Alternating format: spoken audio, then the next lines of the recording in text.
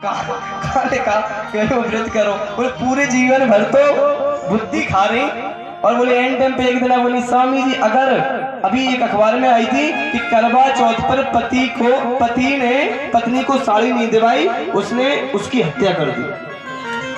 तो ये ऐसो व्रत रखने से क्या फायदा। इसलिए बोले जीवन में अगर व्रत रख भी रहे हो तो कम से कम ऐसा व्रत रखो कि जिससे आयु बढ़ती रहे। बोले जीवन भर तो प्राण खाए एंड टाइम पे एक दिन में गई तुम्हारी आयु बढ़ जाए।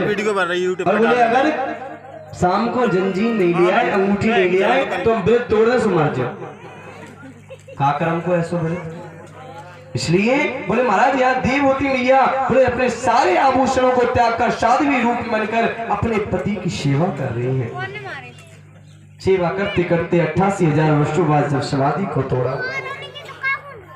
जैसे ही देवी को देखा साध्वी बोले महाराज ये बूढ़ी हो गई है। और जैसे ही देखा अरे देवी आप कौन हैं? कर्दम ऋषि कहते हैं। देववती मैया कहती है आप भूल गए, आपसे मेरा विवाह हुआ था और विवाह होकर आप समाधि में चले गए थे। ओ मैं तो याद ही भूल गया था, याद में ही नहीं रहा देवी। तुरंत कर्दम ऋषि ने बोले जाओ देवी कहाँ? बोले निमज्जास्मिन् हृदये भीरो विमानो मिदमारुहा। कर्दम बोले जाओ देवी पहले सरोवर में स्नान करो। और आप जो ही सरोवर की ओर बढ़ी तो सतानी 10 कन्या, बोले उस सरोवर में 10 कन्याएं बोले उत्पन्न हो गई। और 10 कन्याएं कोई और नहीं बोले 10 दशाएं कन्या बनकर आ गई। और बोले महाराज आज सरोवर में जैसे ही प्रवेश किया बोले जैसे 16 वर्ष की कन्या होती है उसी प्रकार रूप बना लिया। और रूप बनाकर जैसे ही बाहर निकले सुंदर श्रृंगार हुआ। तो आज कर्दम ऋषि ने अपने मन के द्वारा बोले क्या किया? बोले एक विमान को बचाया। विमान आया बोले महाराज उस विमान में बैठकर आज जैसे ही देवहूति और कर्दम ऋषि गए बोले कर्दम ऋषि बोले वचन याद कर लो देवी, हम आपके साथ जब तक रहेंगे जब तक आपकी संतान नहीं हो जाती। तो कहते हैं उस विमान में इतना विहार किया कि इन्होंने 9 कन्याओं को जन्म दिया। 9 कन्याओं को जन्म दिया। सहाहम स्वांस कलया त्वर वीरेण महामुने तव क्षेत्रे देवहूत्यायां प्राणिष्ये तत्त्वसंहिताम्। यहाँ पर 9 कन्याओं को जन्म दिया। और आज जैसे ही 9 कन्याओं को जन्म देकर कहा देवी अब हम तपस्या की ओर जाते हैं, हमने कहा था संतान हो जाए। तो बोले सरकार आप तो जा रहे हो, इन कन्याओं का विवाह कौन करेगा? एक पुत्र होता तो आप बिल्कुल चले जाते, हम आपको नहीं रोकते। तब कर्दम ऋषि को याद आया बोले भगवान ने जाते वक्त वचन दिया था कि हम तुम्हारे यहाँ पुत्र रूप में जन्म लेंगे। तो बोले अब सरकार घर पे ही आ रहे हो तो हम वन में क्यों जाए? माँ की दो राजपुत्री था मात मानम प्रतिनिंदिते भगवता शिक्षरो गर्भम दूरात संप्रपश्यते।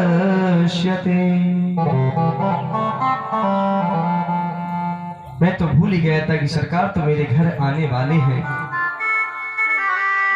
वहीं पर बैठकर भजन करने लगे।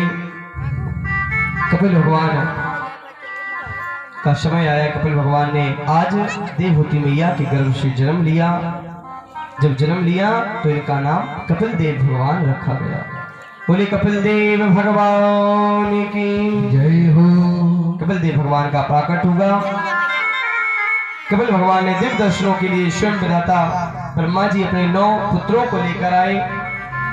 और कर्दम भगवान ने स्वागत करते हुए कहा भगवान बड़ी कृपा की आपने जो दर्शन दिए।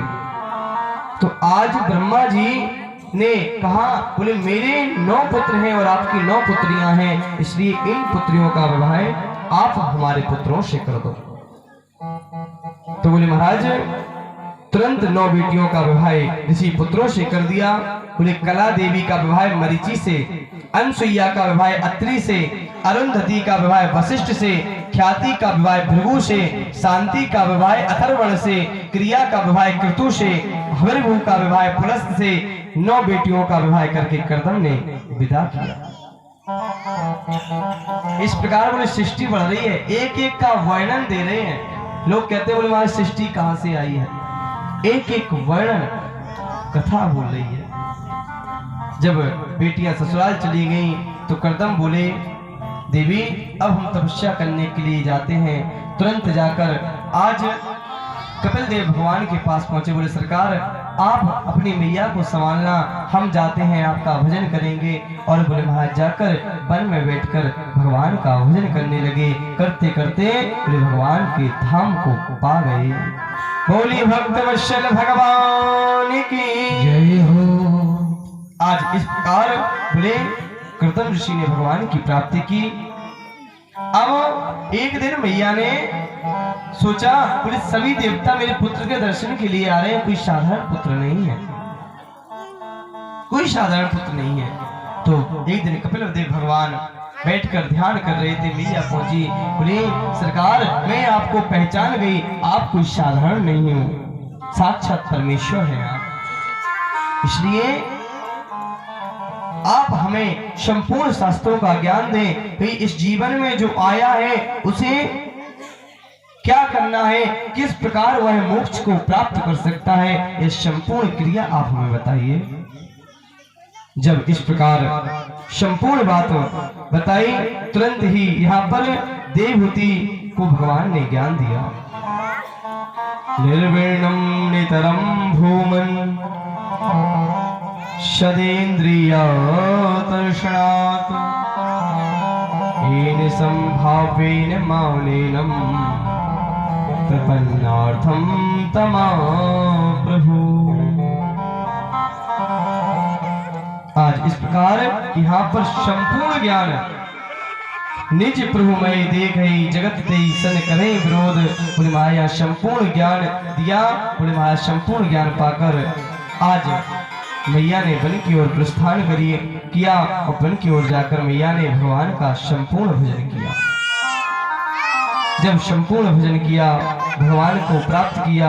यहाँ कपिल देव जी महाराज संपूर्ण ज्ञान देकर बोले गंगा सागर की यात्रा की। वहां पर जाकर शंख शास्त्र की रचना की। वही जो शंख शास्त्र है, उस 6 शास्त्र है, 6 शास्त्रों में एक